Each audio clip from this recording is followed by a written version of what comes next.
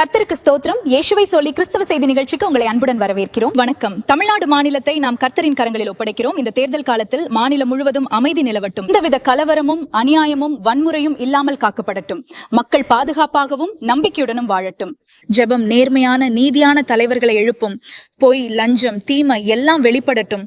உங்கள் சித்தத்திற்கு ஏற்றவர்களே தேர்ந்தெடுக்கப்படட்டும். நீதிமொழிகள் 29:2 போல நீதிமான்கள் ஆட்சி செய்தால் ஜனங்கள் சந்தோஷப்படுவார்கள். அந்த சந்தோஷம் தமிழ்நாட்டில் நிறைவாக இருக்கட்டும். ஒவ்வொரு மாவட்டத்தையும் உமக்கு ஒப்படைக்கிறோம்.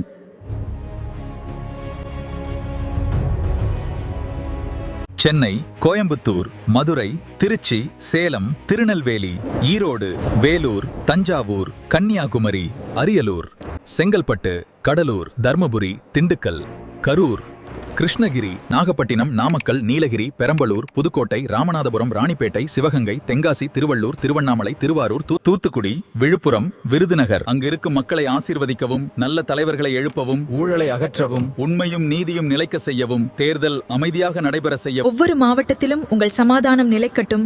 நீதியான தலைவர்கள் தேர்ந்தெடுக்கப்படட்டும். மக்கள் புத்திசாலித்தனமாக வாக்களிக்கட்டும். தீமை வெல்லாமல் நன்மை வெல்லட்டும். இயேசுவின் நாமத்தில் ஜெபிக்கிறோம்.